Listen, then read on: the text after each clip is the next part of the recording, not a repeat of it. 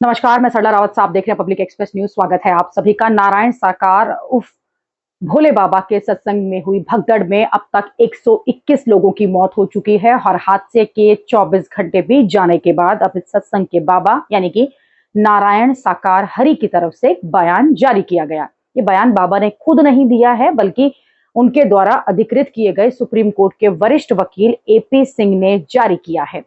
एक वीडियो संदेश में एपी सिंह ने कहा कि हाथरस में जो भगदड़ हुई थी, जो जानमाल की क्षति हुई है, उसमें भोले बाबा ने शोक व्यक्त किया है। उन्होंने मृतकों के परिजनों को सांत्वना दी है और घायलों के शीघ्र होने की प्रार्थना की है, शीघ्र ठीक होने की प्रार्थना की है। भोले बाबा ने असामाजिक तत्वों को भगदड़ जो हुई है इसका जिम्मेदार ठहराया है। एपी सिंह ने वीडियो जारी कर कहा कि कुछ असामाजिक तत्व जो थे सत्संग स्थल पर मौजूद थे और बाबा के उस सत्संग स्थल से जाने के बाद ऐसा माहौल बना दिया गया कि ये पूरी भगदड़ हुई है। साथ ही कहा कि हम उत्तर प्रदेश की सरकार, एसआईटी की जांच कमेटी और इलाहाबाद हाईकोर्ट के रिटायर्ड जज की जांच पर पूरा विश्वास करते हैं और हम चाहते हैं कि इस घटना का कोई भी दोषी जो है वो बच नहीं पाए, लेकिन जांच में पारदर्शिता होनी चाहिए। घायलों का समुचित उपचार हो, उसके लिए सेवादार लगे हुए हैं। नारायण साकार हरि एक तरह से सहयोग कर रहे हैं। एपी सिंह ने कहा कि कुछ लोग कह रहे हैं कि अनुयायी बाबा के पीछे भागे हैं, लेकिन उनके यहाँ जो पैर छूना है उसकी कोई प्रथा ही नहीं है। उन्होंने अपने अनुयायियों से पैर कभी नहीं छुआए हैं। इतना ही नहीं, वहां पर कोई दान पत्र, चंदा आदि की व्यवस्था भी नहीं होती है। नारायण साकार हरि जो हैं सोशल मीडिया पर भी नहीं रहते, वो फोन भी नहीं रखते हैं।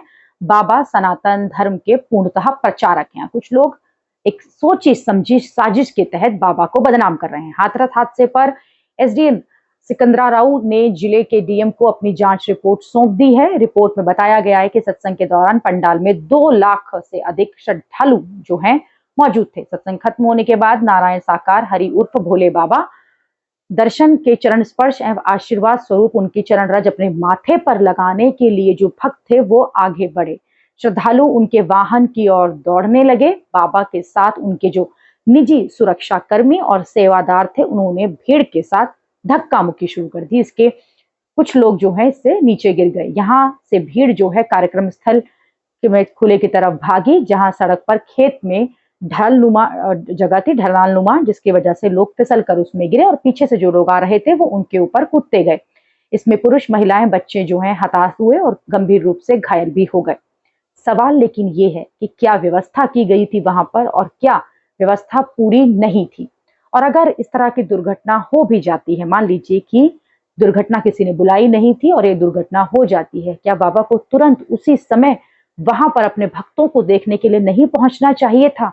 जो भक्त बाबा को भगवान माने बैठे हैं, जो अस्पताल में भी यही कह रहे हैं कि इसमें बाबा का कोई दोष नहीं है, भीड़ की वजह से ये हुआ, ऐसे में बाबा खुद सामने अभी तक नहीं आए हैं। साथ ही साथ जब बाबा के कट्ठे चिट्ठे खुलना शुरू हुए तो उसमें एक से बड़े एक खुलासे भी हो रहे हैं और अब उनके वकील जो है सामने आकर एक वीडियो रखते हैं जिसमें बताते हैं कि भीड़ इसकी दोषी है और कुछ असामाजिक तत्व वहां मौजूद थे। बाबा तो कई घंटे पहले सत्संग के समारोह से निकल चुके थे और ये उसके कई घंटों के बाद हुआ। हालांकि जांच कमेटी इस पर जांच कर रही है। जांच कमेटी ने अपनी पहली रिपोर्ट सौंप दी है। अभी के लिए इतना ही। अगली खबर में आपसे फिर होगी मुलाकात। देश और दुनिया की खबरों के लिए आप देखते रहिए, आप जुड़े रहिए पब्लिक एक्सप्रेस न्यूज के साथ। धन्यवाद।